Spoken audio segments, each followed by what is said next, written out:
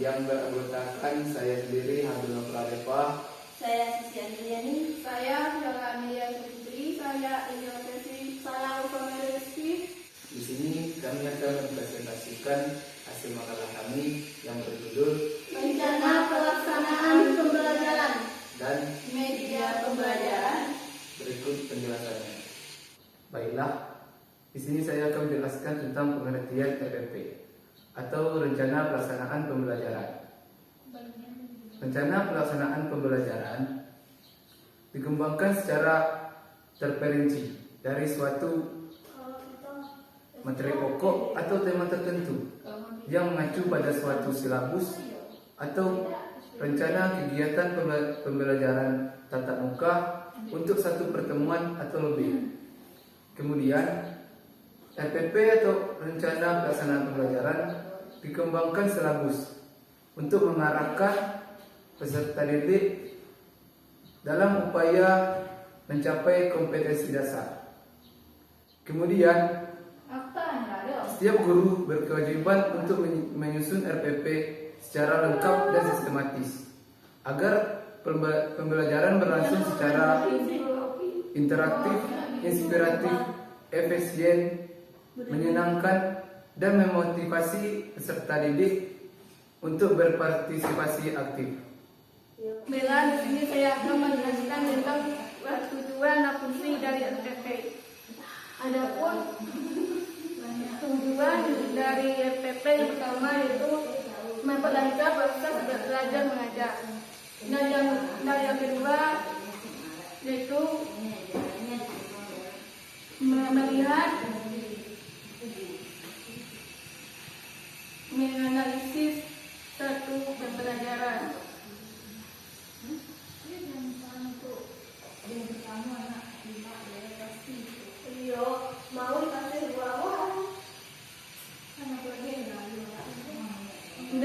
Dan fungsi dari RPP adalah sebagai asuhan dari guru untuk menjalankan kegiatan belajar agar proses pembelajaran terlaksana dengan efektif dan efisien.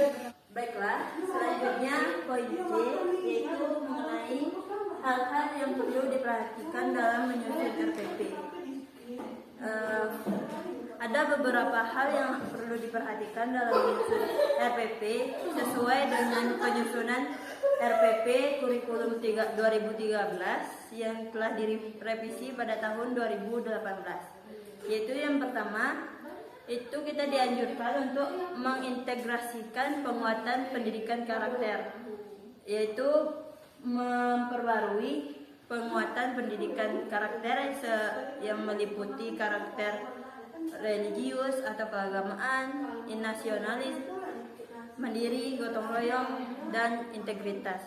Kemudian ada mengintegrasikan atau memperbarui literasi atau memperbarui kemampuan seperti literasi dini,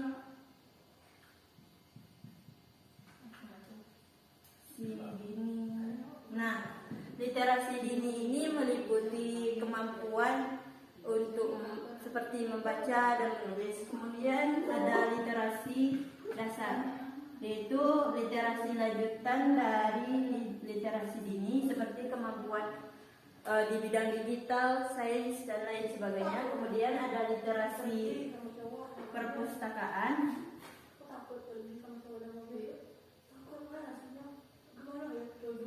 yaitu literasi untuk menganalisis atau memahami informasi yang ada seperti pada perpustakaan yaitu buku. Kemudian ada literasi media, yaitu literasi atau kemampuan seorang anak menggunakan media pembelajaran. Kemudian ada literasi teknologi,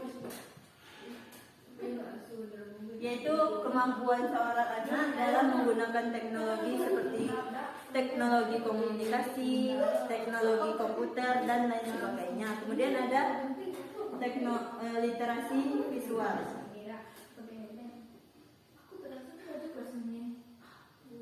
Nah, literasi visual ini yaitu kemampuan seorang anak dalam memahami dan menganalisis suatu tindakan atau suatu peragaan yang diperagakan oleh seorang guru. Kemudian yang ketiga yaitu mengintegrasikan keterampilan abad 21 atau 4C, yaitu seperti kreativitas, critical thinking atau mengkritik atau menganalisis seperti menganalisis sesuai nalarnya. Kemudian komunikatif yaitu kemampuannya dalam atau keterampilannya dalam berkomunikasi. Kemudian kolaborasi yaitu kolaboratif yaitu keterampilannya di dalam berkolaborasi atau berinteraksi dengan anggota kelompoknya jika dibentuk suatu kelompok. Kemudian yang keempat yaitu mengintegrasikan atau memperbarui kemampuan berpikir kritis, logis, reflektif, dan berpikir kreatif pada peserta didik yang untuk memprediksi, mendesain, dan memperkirakan suatu pembelajaran. Baiklah, selanjutnya masuk ke langkah-langkah dalam penyusunan RPP, yaitu yang pertama kita buat judul rencana pelaksanaan pembelajaran biologi lokal 9A.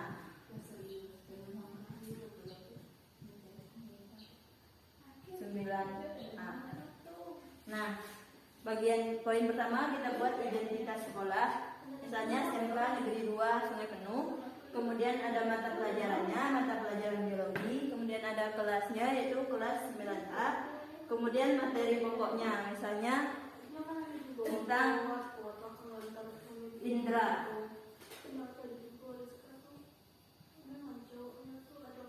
Indera pada manusia. Ya, 2 dan seterusnya. Kemudian alokasi waktunya yaitu misalnya dari jam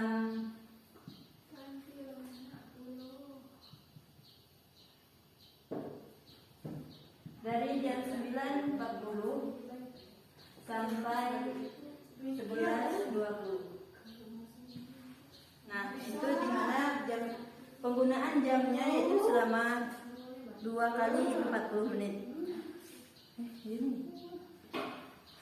2 kali 40 menit. Kemudian tujuan dari pembelajaran yang akan kita laksanakan atau tujuan dari pembelajaran biologi. Kemudian kompetensi dasar dan indikator pencapaian kompetensi.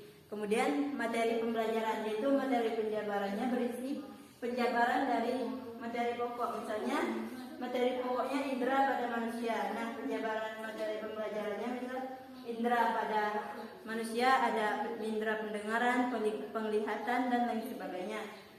Setelah itu metode apa yang akan kita gunakan dalam pembelajaran. Kemudian penutup.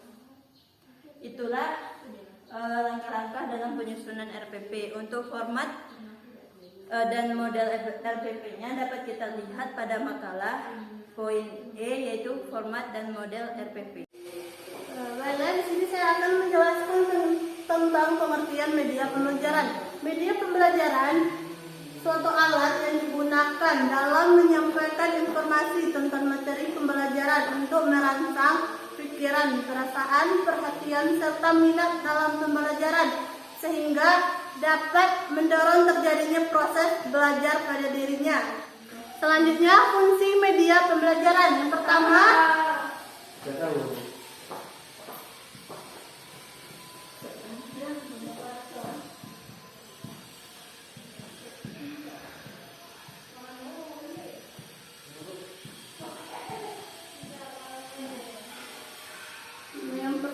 ada menangkap suatu objek atau peristiwa tertentu.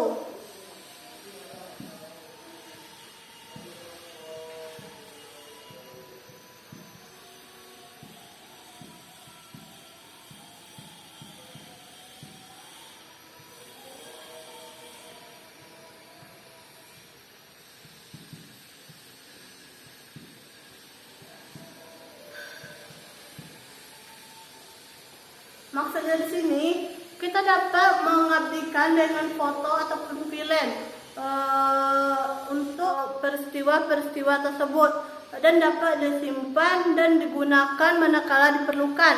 Kedua, ada memanipulasi keadaan peristiwa atau objek tertentu.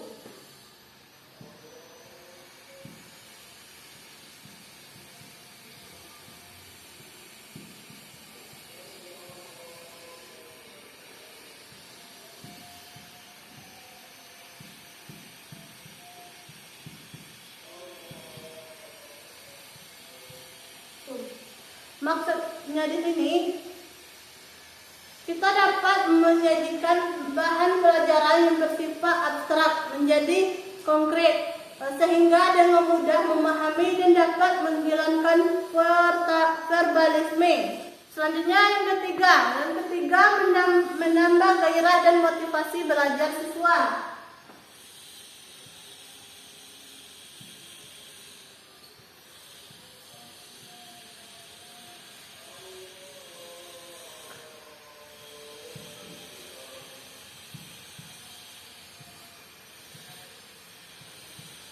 Maksudnya di sini kita dapat menambah gairah siswa dengan media tersebut dan memotivasikan siswa. Contohnya pada pembelajaran tentang populasi. Untuk dapat menarik perhatian siswa, maka kita dapat memutar film terlebih dahulu tentang banjir atau tentang kotoran dan sebagainya. Yang keempat, ada media pembelajaran memiliki nilai praktis.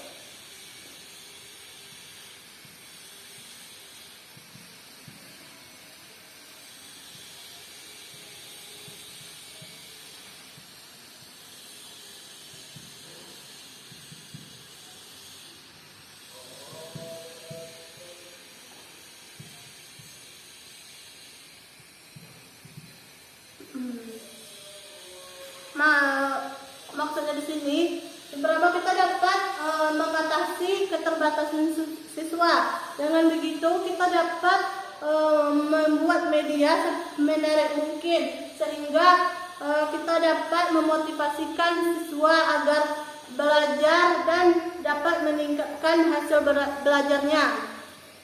Yang kedua, ada media dapat mengatasi ruang kelas.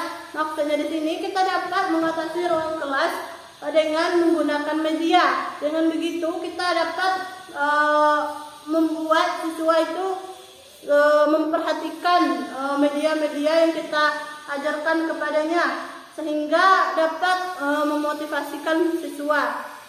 Selanjutnya saya akan menjelaskan tentang yaitu ada teknik penggunaan media pembelajaran.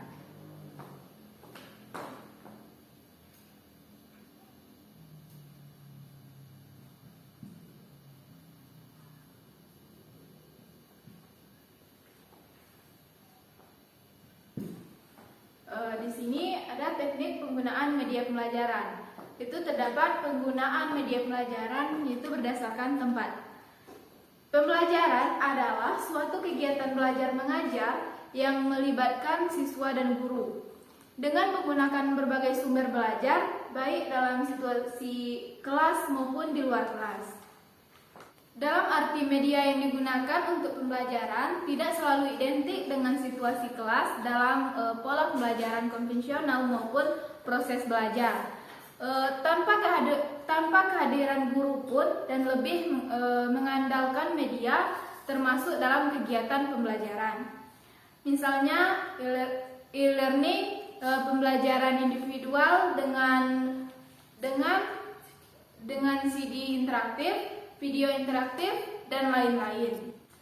Berdasarkan tempat penggunaan, yaitu terdapat beberapa teknik penggunaan media pembelajaran. Yaitu yang pertama ada penggunaan media kelas, dan selanjutnya ada penggunaan media di luar kelas.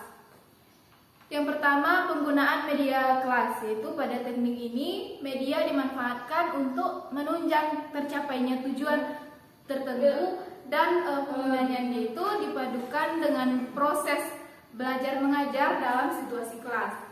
Selanjutnya ada penggunaan media di luar kelas, yaitu tentu saja media yang dapat digunakan di kelas adalah itu untuk memungkinkan dilihat dari sisi biaya, berat, ukuran, dan kemampuan siswa dan guru untuk menggunakannya dan tidak membahayakan bagi penggunanya. Dalam konteks ini, media harus praktis, ekonomis, mudah untuk digunakan atau user friendly. Nah, selanjutnya ada penggunaan media di luar kelas, yaitu seperti yang telah dijelaskan, yaitu terdapat media yang penggunaannya itu di luar situasi kelas. Dalam hal ini, media tidak secara langsung itu dikendalikan oleh guru, namun siswa sendiri itu tanpa instruksi guru atau melalui pengontrolan oleh orang tua siswa. Contoh penggunaannya yaitu terdapat berbagai jenis media belajar, itu diantaranya ada pertama ada yaitu media visual. Sini ada media visual.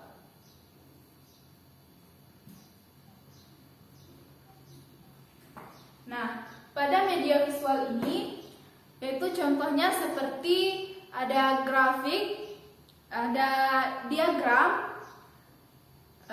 bagan, ada poster, kartun, dan komik. Nah, selanjutnya ada media audio.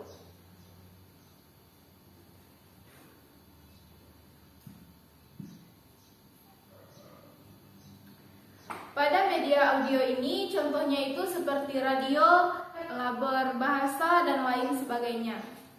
Selanjutnya ada project still media, yaitu yang ketiga.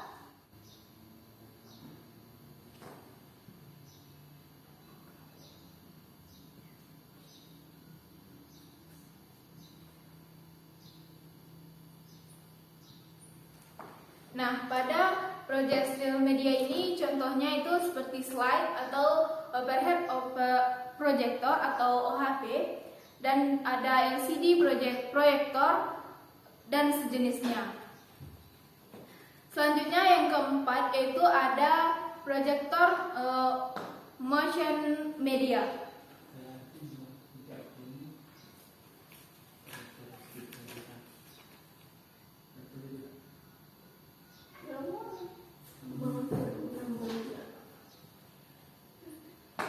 Nah, pada project motion media ini yaitu contohnya seperti ada film, televisi, video yang seperti ada VCD, DVD, dan VCR, dan komputer atau contoh lain sebagainya. Dan selanjutnya ada studi tour media.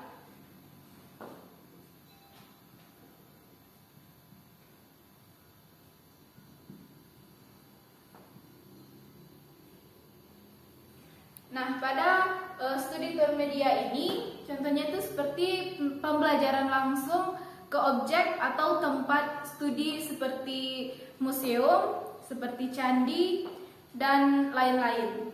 Demikianlah presentasi dari kelompok kami. Lebih dan kurang mohon maaf.